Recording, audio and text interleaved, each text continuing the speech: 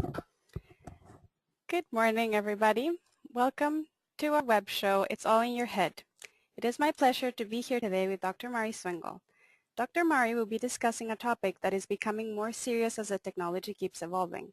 We will be talking about the contemporary addiction, the internet addiction. Dr. Mari's current research focus is on the influence of digital technology on the developing brain, so she's an expert in the field. Dr. Mari Swingle is a board-certified neurotherapist with certification in EMDR, EFT, craniosacral therapy. She also works with individuals experiencing educational issues and with the dynamics that arise in families with a child experiencing learning or behavioral challenges, including parental fatigue, depression, anxiety, addictions, and couple or parental dynamics. This includes family counseling and couples therapy. Okay, so this morning we're going to have 2 breaks to get your questions answered. Please do not hesitate to send them to us at any time from the start of the show up to the second Q&A break. You can simply type your questions in the chat box that you have on your control panel. And now I am happy to welcome Dr. Mari Swingle. I'm just going to make her a presenter right now.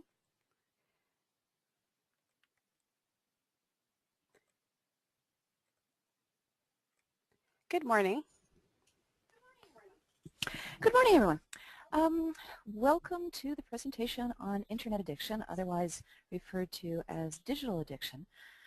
This is part B to a 2-part series on the influence of media on individuals and family. If you're interested in a broader presentation, that's available on our website. I think that was done a couple of months ago and easy to access. And that's where I refer a little broader to the influence of television, multiple digital devices, and speak more globally about the influence on the family. Today is going to be a little bit narrower.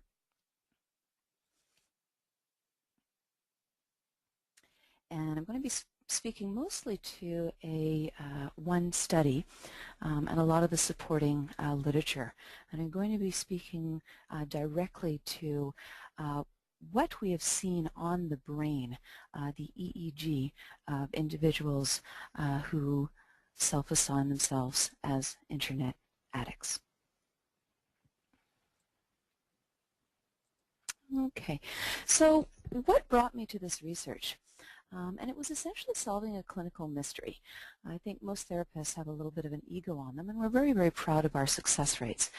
And one of the things I was noticing was kind of systematically there seemed to be a proportion of clients that just weren't getting better. They were not responding to therapies that have a really, really good success rate.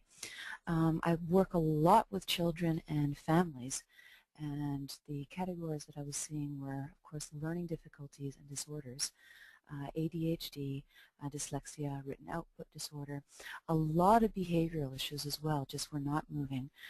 The official types would have been, or DSM names were defiance and conduct disorders. Impulsiveness was another big one. A new one was also insomnia in children. And I just realized my screen is a bit off, so patience in following. On the adult side, it was essentially anxiety, depression, a lot of marital and relationship discord, other forms of addiction, chronic insomnia, and anger management. Okay, and then the epiphany came. Getting to know individuals and clients better. At a certain point in treatment, it really became obvious that the individual was using digital media excessively. And more importantly, that this excessive use had a compounding, if not central role in the individual's symptoms. Part of it you could look at as the cause or the development of the symptoms and the maintenance of the ailment. Okay, typically there are 2 presentations, meaning the excessive use is overt. Everybody knows about it, but it's not identified as central or contributing to the primary ailment. Again, we divide this up. One is the denial, and the other is the naive. You know, it's a minor difference, Naive is people really don't know, and the denial is they kind of know, but they don't know how to deal with it. This we see a lot, by the way, in gaming. A parent is very aware, typically, that an adolescent is spending a lot of time on gaming. They know they're socially isolated. They know they're not doing well in school, and they just haven't put two and two together in terms of the influence of excessive gaming. And of course, there's covert use. We see this a lot in sexual preoccupation, so people who are hiding their usage. Quick facts. Internet addiction is rarely detected in North America, and exactly as I experienced in the clinic here, is individuals present for the comorbid issue. So they come in for depression, they come in for anxiety, come in for marital conflict, or educational issues. They don't come in because they have an issue with excessive use of digital media. Good news is we are behind many places in Asia. In Asia, internet addiction is declared a national health issue. And this is in China and in Korea. Youth is in crisis there. In North America, it's estimated, depending on who you read, affecting 6 to 14% of the population. Very interesting factor is it's up to 38% in specific demographics and age ranges. And I'll talk a little bit more to that later. You will see, by the way, as on this screen, if you're interested in looking into this further, references of individuals that you can read to get more and more information. And a shameless plug, I hope to have a book out myself within a year or so. Okay, so I think I've gone over this a little bit already. Why study internet addiction? Bottom line is we know very little about it. There are many perspectives on the little we know. What is it? Okay, a lot of people are, does it even exist? What does it share with other addictions? Does it share things with, say, cocaine addiction or other gambling addiction? Is it comorbid, co-occurring, or a discrete disorder? So this is a huge sorry, need to disable Skype here. Okay, apologies for that, everyone.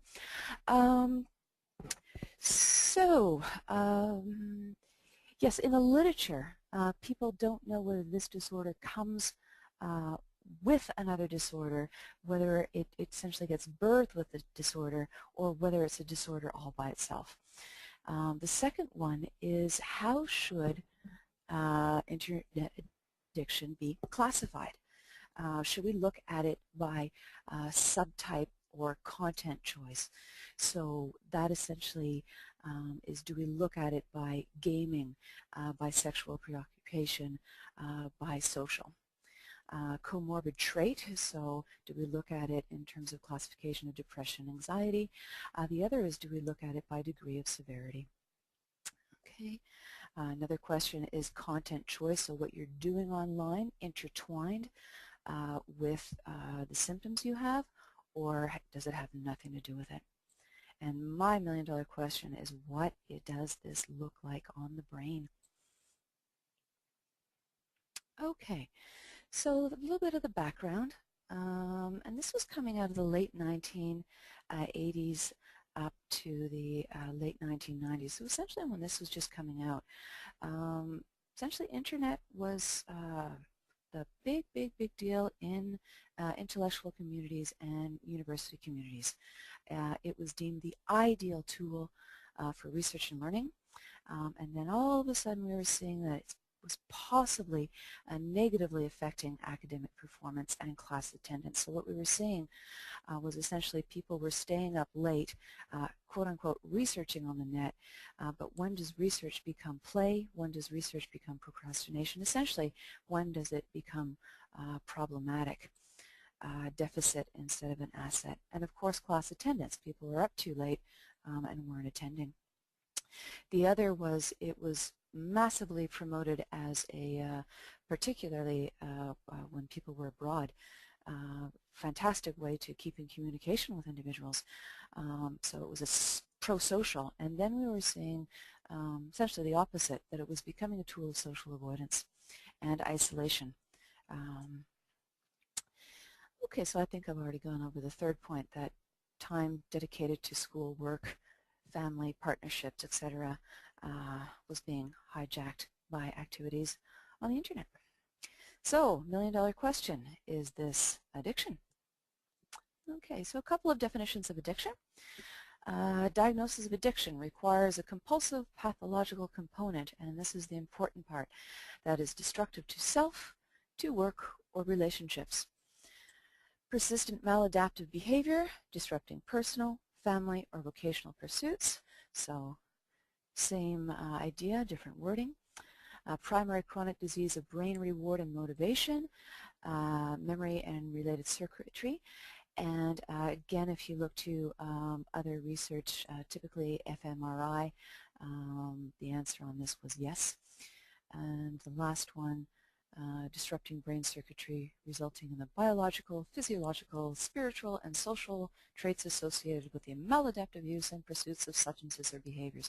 So we're just talking essentially here about the way individuals behave and the changes in their personalities and work habits, etc. And essentially the answer was clearly yes. Internet addiction fell into all of these classifications. Okay, closest cousin, eating disorders. The reason for this is internet is intrinsically interwoven into our day-to-day lives. Abstinence is not plausible. So just like eating, and I put in here with the exception of gaming, you cannot abstain. It's part of our modern world. You have to learn to mitigate. So it's about regulation as opposed to elimination. And again, I emphasize the exception to this is gaming. You can remove gaming completely.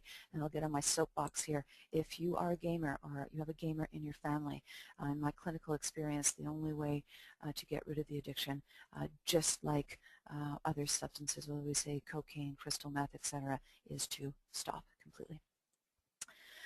Closest neurological deregulation, so this is what we're seeing on the brain, is pathological gambling and substance abuse. Okay. Primarily considered a compulsive-impulsive spectrum disorder, cue reinforced, so this is again what we see in gambling. Typically in the research we speak of it by classification. The three classifications are communication, sexual preoccupation, and gaming. Okay, so I'm going to be putting this in the map of pathology. So what other disorders are we seeing circulating around and with internet addiction? And I will be going through a couple of these in detail. But bottom line, there is a comorbidity in every single situation. There tends to be a predisposing environment, typically isolation and family dynamics. There are also predisposing personality traits, and they're polarized. So the first one is kind of in the ADD classification, so sensation-seeking, impulsivity, reduced attentiveness, and the opposite.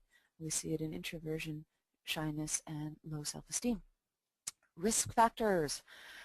Need to escape from family discord, loneliness, and guilt. So people escape in the medium. Need to detract, anxiety, depression, and social phobias. So the grand summary here in my research and also the supporting literature is everyone with IA is suffering from some other form of mental, meaning psychological, or social, meaning interpersonal difficulty. Psychosocial problems are directly related to the development of problematic internet usage.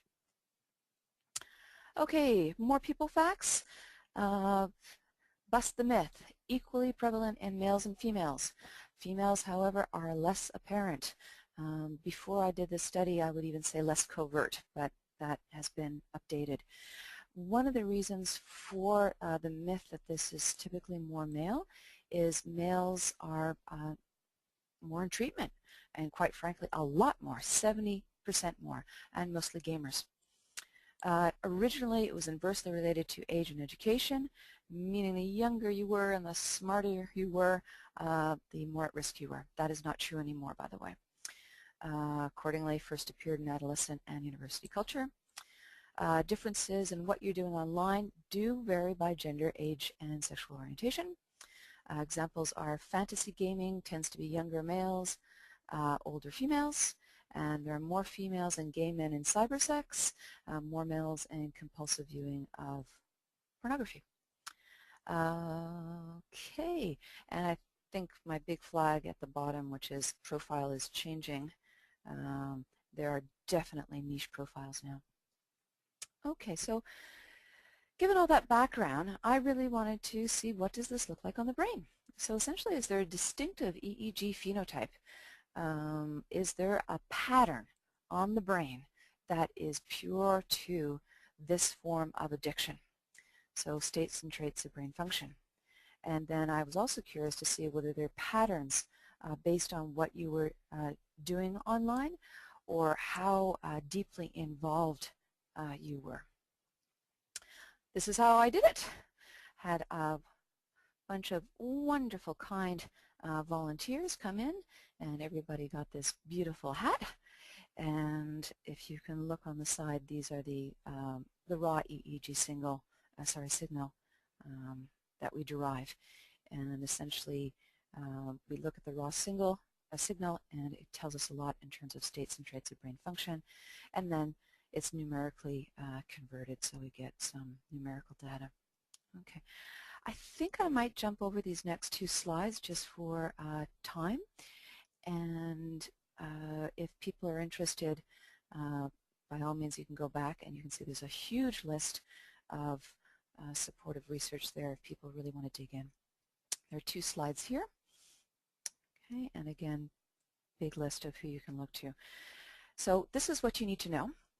The EEG is reading electrical signals from the brain and primarily the upper level of the cortex. And we're reading this through the scalp via electrodes. The electricity is measured in hertz, and we divide it into bandwidths based on discrete function. So for example, slow wave activity in the back of the brain is associated with the ability to quiet. In the central part of the brain, it's associated with a lot of ADD symptoms. And in the very front of the brain, it's associated with daydreaming. So what we're measuring and where we're measuring really changes things. The contrast example is beta at the back of the brain. Too much beta, and this is a fast frequency, is associated with anxiety, addiction. In the middle of the central upper part of the brain, it's associated with beautiful focus. And in the front part of the brain, if you have too much, again, it turns back into anxiety and perseveration. Okay. Okay, so yeah, the proportion of the brain wave to another and the amplitude tells us how your brain is functioning. Tells us states of efficiency and inefficiency. The difference in this form of data and research is it's different than other forms of brain mapping. Of course I'm biased because it's my profession, but what I love about the EEG is it literally shows us how your brain is working. It shows us about function. PET, fMRI, and other forms of brain mapping tend to show a structure that implicates function. So there's my bias out in the open. Okay, so to the research. I compared all of those lovely squiggles you saw above, which are the raw brainwaves, to a normative database. So a normative database are people who have reported no symptoms whatsoever. So essentially, there's no mental illness and no symptoms within the individuals that we're comparing to. So this is a normative database. And what I found was that 77% of the individuals who identified with having internet addiction had a significant EEG deregulation.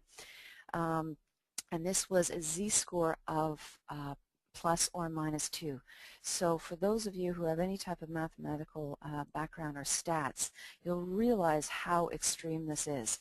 And in terms of your normative curve, let me see if I can get my little arrow out here. Here it is. Okay, people were in here. So all of, I hate the word normal, but people who are not suffering from anything, whoops, went the wrong way, are in the middle here. So the majority of people, and this is only essentially, you know, under 5% of individuals.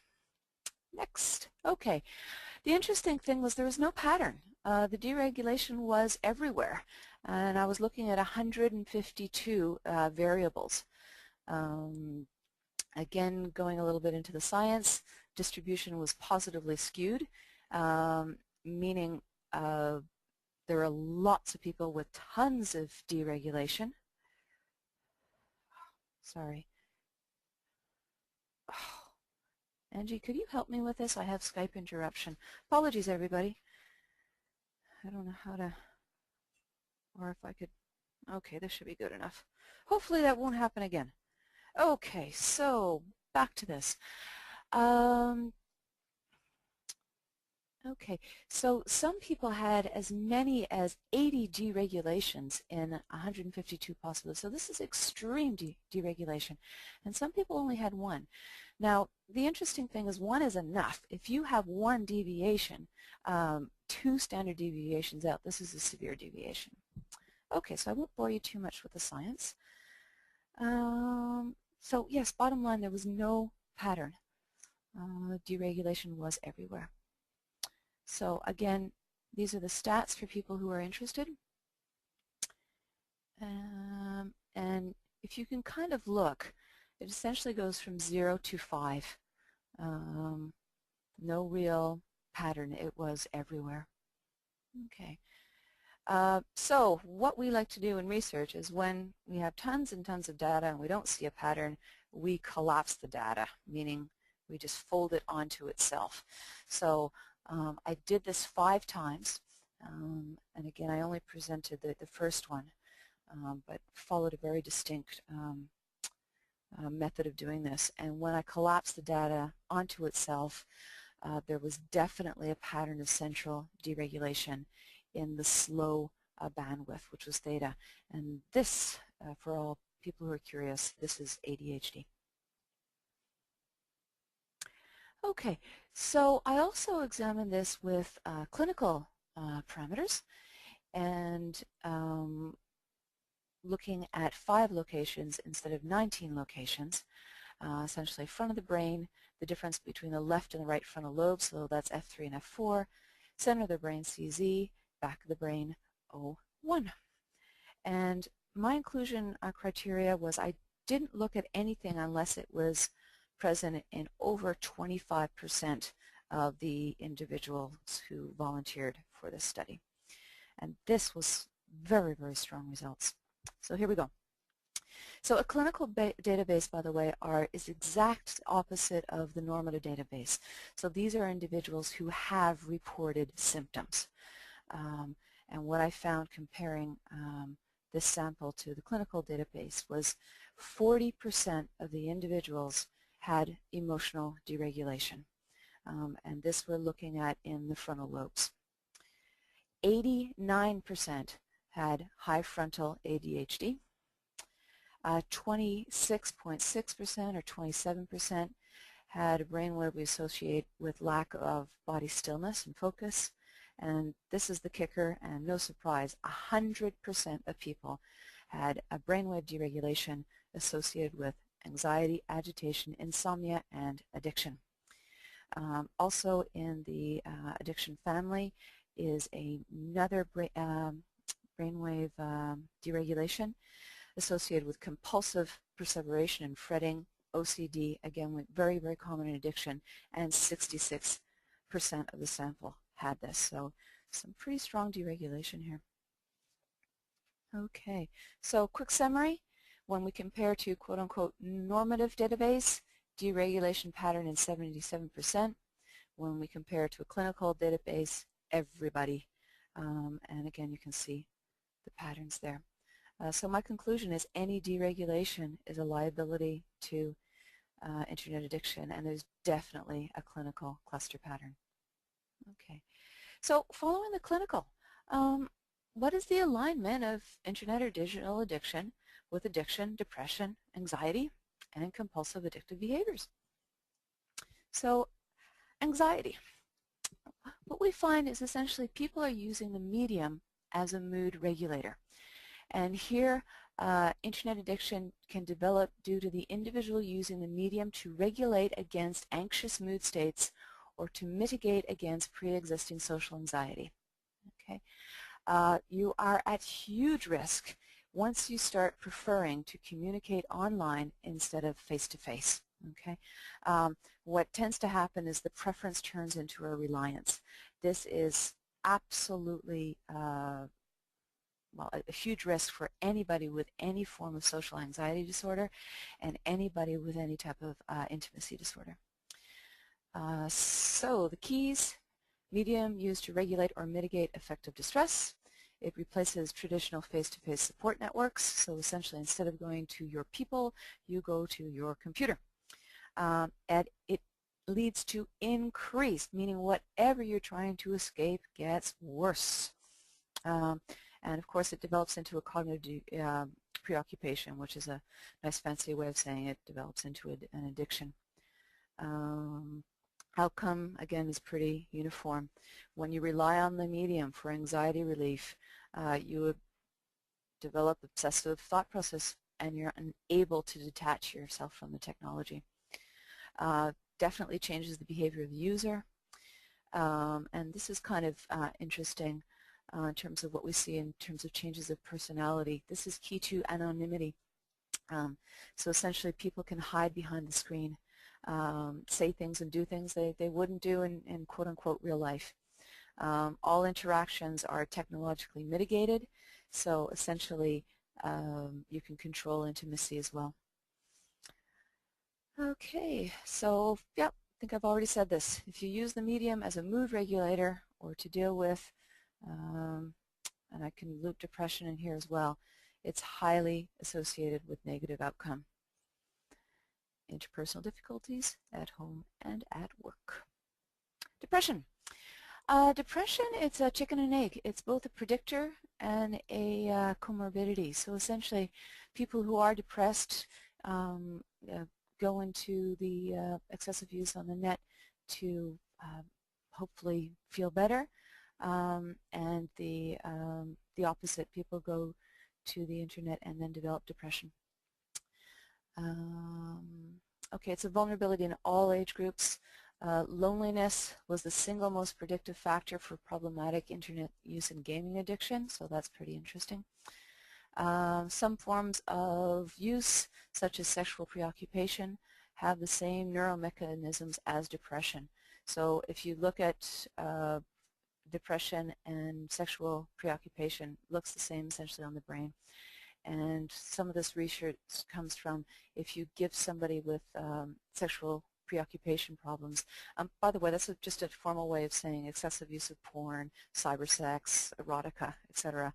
But essentially, if these people go on antidepressants, opiate blockers, essentially they're able to reduce their problematic usage. Outcome: if internet use is being used for depression, temporarily alleviates the sentiment, but then leads to further aggravation. So identical to anxiety, it makes it worse. OCD and ICD, so these are all the behaviors that are underneath addictions. And again, you can see a lot of names here. People are really wondering about, is just this the perfect overlap of compulsive, impulsive behavior and addictive behavior? Or is it an addiction onto its own? Have other disorders found a home, a new expression in a new medium? And a lot of us are leaning towards yes. Okay, so there's definitely a relationship between internet addiction and the obsessive compulsive spectrum. I'm going to add in here, by the way, with children, if you have a child that has any obsessive or impulsive behaviors, it is critical that you reduce, and I'm very conservative, I would say even eliminate usage of digital media. It makes it considerably worse. Okay, so just kind of concluding here on the research outside of my own, that there's definitely a relationship to the severity of obsessive behavior online and offline. Angie, you're up. Thanks, Dr. Murray. We have some questions. One of them has, I believe, answered already in the presentation, but just for everyone and to recap, I'm going to read it anyways. The question is, how much is too much for a child of 8 playing Minecraft? Difficult question. The one that I go by is no more than an hour of screen time a day. And I say all screens. Minecraft has a bit of a better reputation than some of the other games, but what a lot of parents may not be aware of is it really kind of depends on the settings that your child has put on. And there are some settings that will reinforce the addiction. So, for example, if you're not online regularly, the things that you construct will be destroyed by other people or the program itself. The good news is you can take off that setting. So I guess really get to know the programs that your kids are using. The other, just going aside from Minecraft, is the way most games are constructed is you can't really enjoy them unless you're on them a lot. You can't get good at them. So essentially they're designed almost to promote the addiction. I will completely change my opinion or my bias when people come out with games that just like, I don't know, card games or board games, that you can play them for a half an hour here and there and feel good about it. So hopefully that answers your question. No more than 1 hour of all screen time, so social, gaming, and I'd even throw in television. Thanks, Dr. Murray. Another question is, can you give some concrete suggestions for how to get a child off the video games? My child does have a problem and it is a huge struggle to get him to cut down on the use. Okay. I am sorry, I have nothing but extreme suggestion for you, which is remove the gaming devices. And when I work with parents, I use extreme examples. If you have a family member who's addicted to cocaine, you don't keep a bowl of cocaine on the dining room table. Same thing with alcohol. If you have somebody who's suffering from an addiction or excessive use of alcohol, you don't keep excessive alcohol in the home. Again, it's how do you mitigate this? And I'm going to repeat what I said. If somebody can, play a game twice a week for an hour or two, great, enjoy, same thing. If somebody can have a bottle of wine with a partner here and there, not an issue. So please use your own judgment in terms of how much your child is playing, and look at the social effects, the educational effects, and when I put in social, it's mood, and do they have other friends than their gaming friends.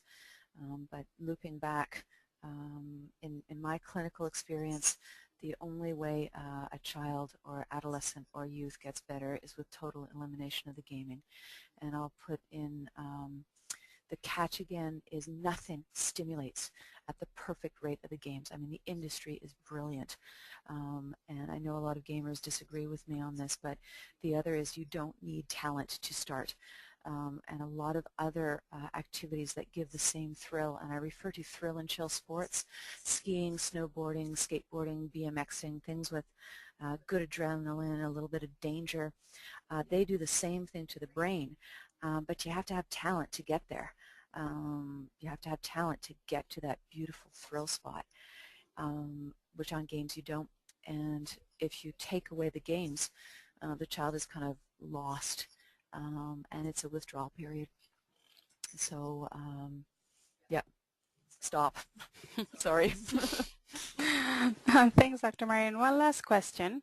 I have been told that some games are very helpful for keeping the brain sharp, like in the elderly who are getting a bit slow. Is this not so? Good question. The complete divide. I am 100% against educational gaming for children. An example I always tend to use speaks to creativity. The only answers that the child can give on any educational learning are the answers that the programmer has thought of or they want. So essentially you're killing all kinds of creativity. My example is the good old matching game. So you have 3 yellow squares and the child has to decide between the fourth. One is a banana and one is a pink square. And the child goes banana and the program goes, no, it is the fourth square. Well, of course your child was thinking of color. So you're just quashing all of that. And kids will come up with wonderful, wonderful, cool things like, you know, for example, they'll pick the banana, but it won't because of the color. They'll say, you know, for example, well, you know, it was a mint candy and it didn't taste the same as the lemon ones, you know, things like that. So you don't want to kill that form of creativity. Language, any of the things. Some exceptions, by the way, are rote math questions where there really is only one answer. Opinion flips as we age, wherein a lot of this, essentially you have the creativity that you have and you're not really going to kill it the way you do with the developing brain. So if you're concerned about cognitive decline and you're in your 60s, by all means, you know, play some of the brain teasers. But if you're younger, don't. Crossword puzzles, Sudoku, bridge. I'm not a big fan of gambling, but I use the example of blackjack simply because you're counting and adding it things. So I'd say pick other games where you're using your brain, cognitive tasking. Thank you, Dr. Murray. And I just want to remind everyone that we will have another break for questions at the end of the presentation, and you can send your questions using the chat box on your screen. And also, you can also send them via email. The email is on the screen right now, rita@swingleclinic.com, and we'll be happy to get back to you. Okay, so we can carry on. Thanks, Dr. Murray. Oh, okay. Okay, so just kind of going back a bit in terms of what other research has found different than my own, that 86% of individuals have been found to have a comorbid condition. In inpatients, so these are people that are in treatment or in hospital, depression was the most common, followed by anxiety. Another study, 81% comorbidity with a mood disorder. Depression was married with gaming and sexual compulsivity, 70%. Again, sexual preoccupation and anxiety disorder, 96%. Mood disorders, 71%. So sex online is not a good thing. And gaming and ADHD were the #1 vulnerability factor. So that speaks to what I found in the when comparing to the normative database. ADHD was a biggie. Okay, so what is the real problem here? And I always, you know, process versus content. Process is when we think about gambling. Gambling is a process addiction. Content is when we talk about what you're doing online. So again, porn versus gaming. And there's a lot of fuss about content. And my $1,000,000 question, is this really so central? Is this really so relevant? And I was leaning towards no. And that's exactly what I found. Okay. Yeah, the addiction essentially goes beyond content. And I feel that when we talk only about content, it limits our understanding of the phenomenon. What is unique to Internet addiction is that it expands beyond a specific classification or choice of activity. And the method or medium of access itself is central to the addiction. So I really believe it may be the medium as opposed to the content that's the true addiction, because it involves a behavior and the technology that facilitates the behavior. And Greenfield and Schaefer were on to this a long time ago, and essentially we just got caught up with the classifications thereafter. Okay. When chit-chatting with the participants in my study, I kind of came up with what I thought was the perfect analogy, and people agreed with me, which was when you go online, it's kind of like going down the rabbit hole in the proverbial story of Alice in Wonderland. So individuals essentially jump in. They have no idea where they're going beyond into the hole, chasing the proverbial white rabbit, so whatever the first thing is that you choose. And then you find yourself in, essentially this virtual Alice in Wonderland scenario. The catch is you're completely incapable of getting out, just like Alice. You're too big, too small, etc. And you're simultaneously intrigued by the unknown adventure. So essentially images and information that are different than the rabbit that you went in to follow. But true to the beautiful, beautiful I'd say dance of addiction, every once in a while the white rabbit comes back, the initial purpose of the search.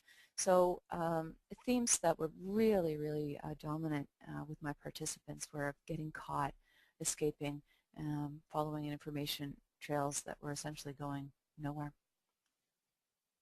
Okay.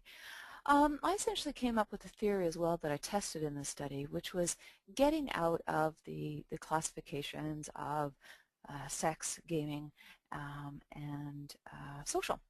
And I classified them as generalized Internet addiction, fantasy Internet addiction, and technological Internet addiction. And I'll walk you through these. Generalized Internet addiction was, there's essentially no Internet addiction per se. The Internet is merely the medium, and the modern medium. So, it's the space where the individual can engage in the behavior. The fact that the individual chooses the Internet as the preferred tool of engagement is absolutely irrelevant. So essentially the activity is done online and offline. Okay, so for example, gambling, you'll go to the casino, private game, or the Internet, doesn't matter. Sexual preoccupation, you'll go to porn, cybersex, or strip clubs. Shopping, you'll go online, offline. Again, location doesn't matter, Internet is just convenient. Second one is a fantasy Internet addiction, and this one is a completely contextualized addiction. You do not pursue the activity offline. Okay, so the technology is intrinsically intertwined.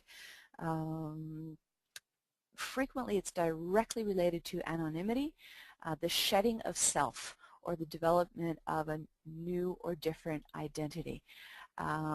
So people develop another persona and typically another personality. There's a different name, and people just act entirely different online. We saw this in role-playing games and virtual affairs under pseudonyms. The other category we see that is in the trollers, so people who just put up aggressive comments or just kind of nasty things that they want people to react to, and they really, really get thrilled off of the amount of responses they get. People, generally speaking, these individuals are not the same person online and offline. The key to this is what has been coined the disinhibition effect. So essentially the Internet offers different rules of engagement. So you can be as nasty as you want or as sexually overt as you want. You're under a pseudonym. Nobody's going to trace it back to you. So you can avoid consequences and behaviors of your behaviors. Okay. Next one is technological Internet addiction. And this is a pure technological addiction. Perfect marriage of content and process. It's total immersion. So the structural component of the medium and the software combined are central in providing the properties that support the addiction. It's a variable reinforcement schedule, unpredictable in frequency and saliency. So again, this is about, gambling is the best example. So in terms of cards or the wheel, you don't know when you're going to hit your jackpot or what you want. You don't know the frequency, you don't know the amount. So it's perfect design for development of addiction. So if you want to read up on this, Greenfield is the fellow to look into.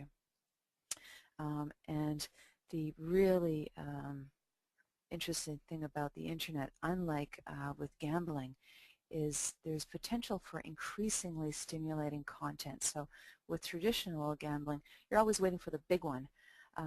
But on an internet, it can essentially can get bigger and bigger and bigger. We see this a lot, by the way, in sexual preoccupation, where the content gets more and more unusual. Deviant could be a way to look at that as well. So, for example, sexual activities with animals, multiple partners and things like that. It's an increased stimulation level. There's also compounding crossover. So essentially, an individual can develop a compulsion due to the disinhibition factor. So for example, somebody who's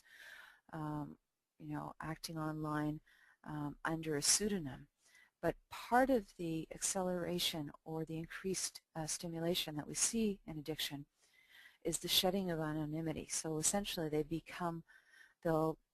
won't show a picture and then they will show a picture, or they'll switch to their real name.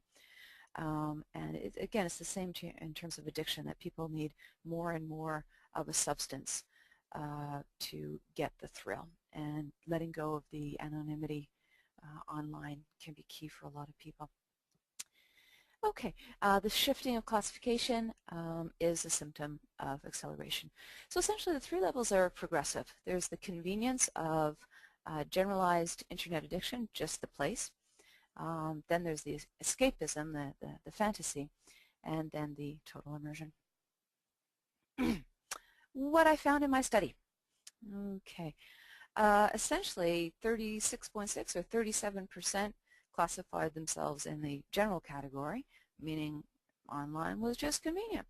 Okay, fantasy, not many people. Okay, only 17%. And let me just get my arrow here so you can follow, or not. And technological, essentially 47%. So that's how it broke down. This was the fascinating part, was when we're going back to the deregulation. So essentially abnormalities on the brain. People who classified themselves in the general category was only, 13.5% or 14% of the deregulation.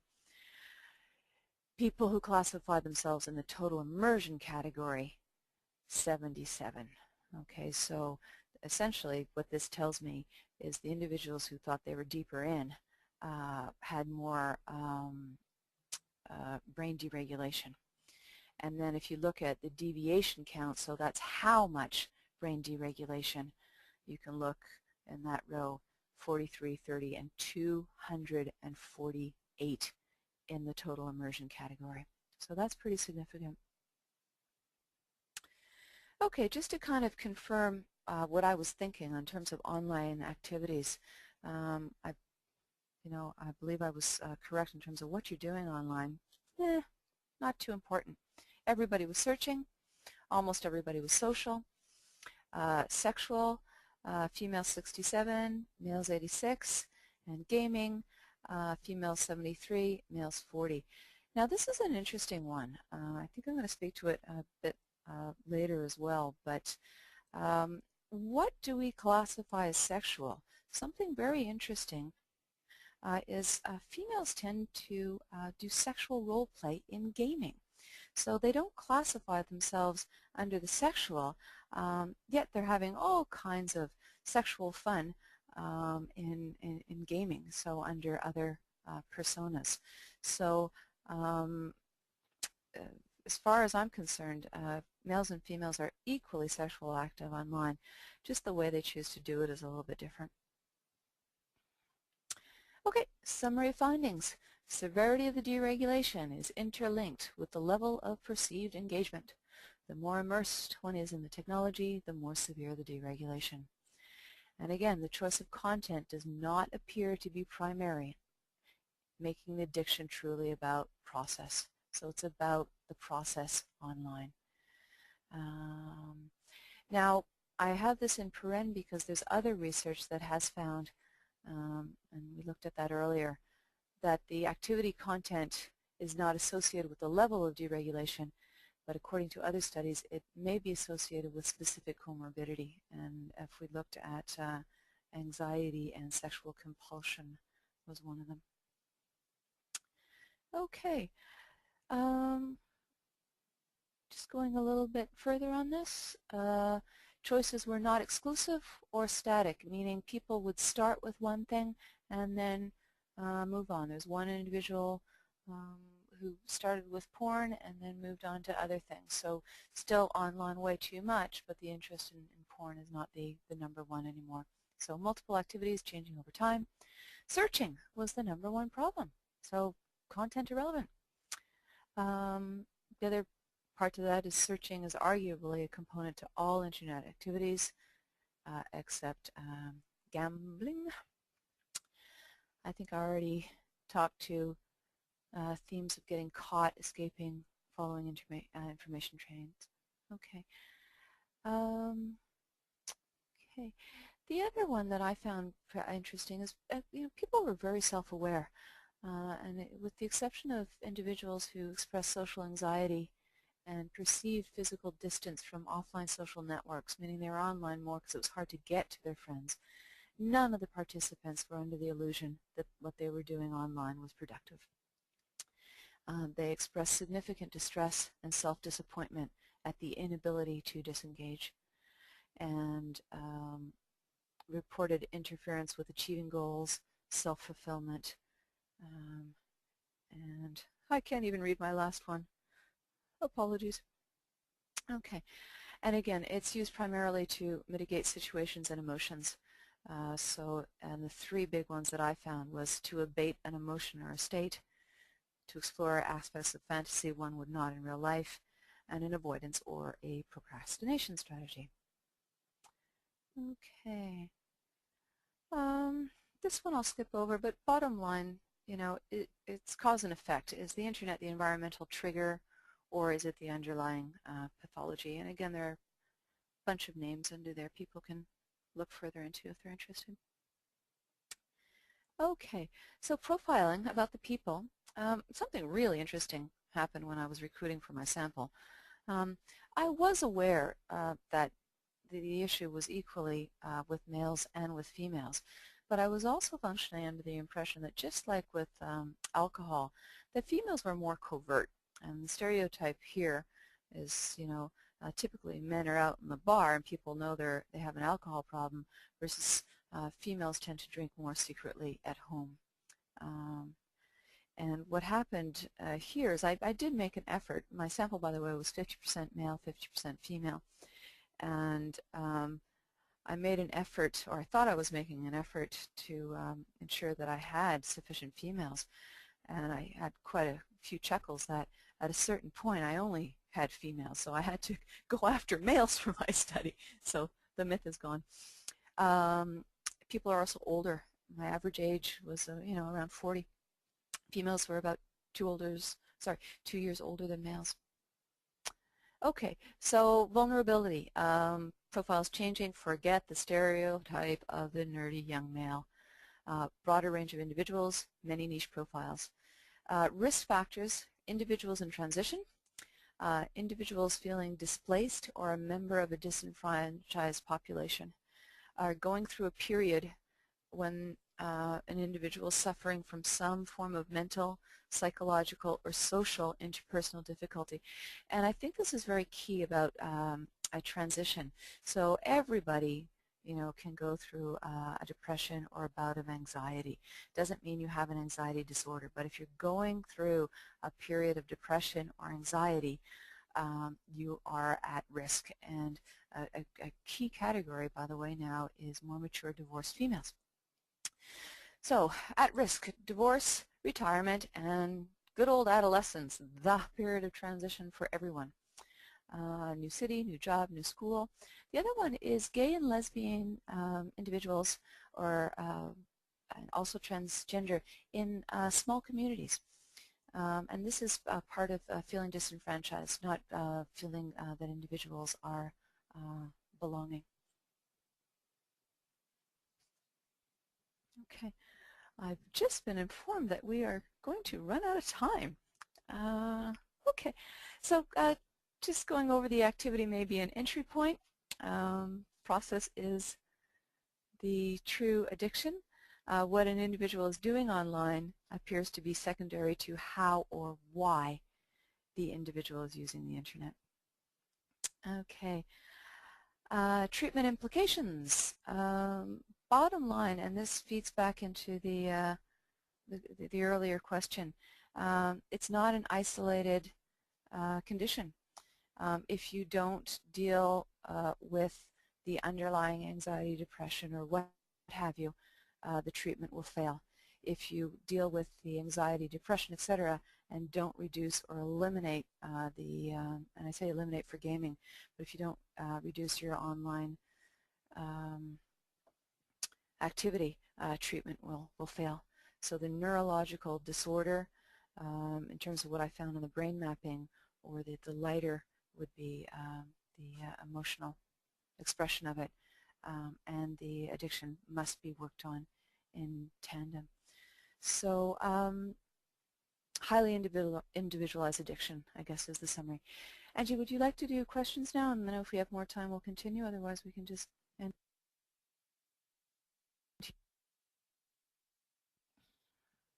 Okay, thank you. I have one question here. It's more like a generalized question. I have the same despair that you seem to have regarding internet addiction, but it looks inevitable that we're going to just have to get used to it. If children and teenagers and adults too prefer to text one another while walking down the street rather than talk to one another, how are we going to change this? Okay. To this I scream, no, no, no, no. Bottom line, it's about integration, and it's about integration of the technology. There is nothing wrong with any of it per se if it doesn't replace other activities. So for example, if texting or whatnot is an additional form of communication, it's very handy. So for example, you're watching youth on the subway and they're chatting with each other and also online, and they might be keeping friends in the loop from a distance. Where it becomes an issue is if adolescents cannot talk to each other face-to-face anymore. And if it's starting to affect socialization, intimacy, any of these things. So I am hoping that we're just going through a bump now. I'm very happy to report I'm not the only therapist out there that's on this. And what I'm hoping is essentially we will raise the general awareness of the population to look for essentially when it's too much. We can use any of the modern innovations. Television, for example. When it first was introduced, very quickly it was called the boob tube because people just sat home and didn't go out with friends, didn't do anything, didn't eat together as a family. They were in front of the TV with the TV dinners. But people noticed that people were essentially getting stupid if they were watching too much TV. So the population kind of split. There are a lot of people who don't watch a lot of TV. But, in terms of entertainment and the like, yeah, TV can be lovely, but not if you're watching it 24/7. So I think, as I said, we're going through a cultural shift. And I would say if you do have young children, ensure that they're not on more than an hour a day. If you do have adolescents, ensure that this is not their primary method of communication, but that it's a supporting method of communication. Thanks, Dr. Murray. And one last question to wrap up. Is the internet reshaping romantic relationships? If so, what are the implications or main concerns? Hugely, hugely, hugely. I do have a little bit of this. If this gets posted online, it is there. And very interestingly, there is a sexual divide. It's affecting males more than females. And essentially, in my study, I did have a questionnaire that spoke to increased interest, decreased interest or no interest in offline sexual activity. 0 of the females reported a change in interest in real life, so person-to-person sexual contact. And I think, if I recall the number off the top of my head, 70% of males did, and 100% of males that were actively viewing erotica and pornography. And as I said, I'm not sure I remember the numbers off the top of my head, but the amount of females looking at erotica and pornography was very high as well, but it did not affect their interest in person-to-person sexual activity. And what I think is happening is there's a de facto division in males of intimacy and sexuality, so essentially an objectification, which is not happening with females. And males' libido is dramatically decreasing. The other part, I believe, is the essentially the stimulation threshold, that males need higher and higher stimulation levels to essentially get sexually stimulated, and this is not happening with females. My big concern, again in youth and adolescence, is a lot of the mimicking and gaming and activities that people are partaking in, not because they want to, but because they feel they have to, and they feel they have to keep up with the erotica and the porn on the internet. I'm very concerned about that. I say in sexuality, whatever floats your boat, we should not judge others people's behavior, but I would say if people are starting to do things they don't really want to do or are not comfortable doing because they feel they have to maintain the interest of not just their partner, but of men in general. This I am concerned about. Thanks, Dr. Murray. Would it be okay if you move forward to the slide with Dr. Swingle's book? Thank you so much for your presentation this morning. And again, we're going to be posting this online. It's going to be on our website under media. The next slide, please. This is Dr. Swingle's book, Biofeedback for the Brain, and it is an excellent source for those who are interested in learning more about neurotherapy. You can order it online at soundhealthproducts.com. And then the next slide is another book. It's Basic Neurotherapy, The Clinician's Guide, and this is a book that leads clinicians through their procedures for evaluating and treating patients with a wide range of disorders, and it's also available at soundhealthproduct.com. And next, we have 2 workshops coming up. Our next workshop is scheduled for May 2014, and that will be the Fundamental Neurotherapy Workshop, and the Advanced Neurotherapy Workshop will run in October 2014, and you can see both events listed on our events page at swingleclinic.com. And next, we have some reminders of our upcoming webcasts. We have these once a month, and we will be talking about depression, anxiety, addictions, fibromyalgia, dementia, and more. And we will have all the webcasts scheduled on our events page as well at swingleclinic.com. So if you're interested in registering for any of these future topics, you can do so on our events page. Next, we have some exciting news. We're having another public lecture coming up on June 4th, and this is going to be happening at the Vancouver Private Library. If you're interested in participating, you can contact Rita at the phone number listed below, and it's also on our website, or via email at rita@swingleclinic.com. One final reminder on the next slide is also that we have products available at Sound Health Products, Sound Health Products Inc. That's a division of Swingle Clinic. It is the leader in research and development of products for neurotherapy and biofeedback. Many of these products, such as sound healing CDs and MP3s, are used at home as aids to enhance relaxation, sleep, and attention. Most of these products have been developed by Dr. Swingle through many years of his research and experience, and you can visit our website at soundhealthproducts.com, and we also have a Facebook page, so we invite you to like that. This concludes our webcast for today. Thank you so much, Dr. Mari. It was really, really interesting. And for all of you to being with us today on a Saturday morning, we hope you enjoy the show, and we will be back on Saturday, April 12th, 2014, with Dr. Paul Swingle, and he will be speaking about the treatment of learning and attention disorders. Have a great weekend, everyone.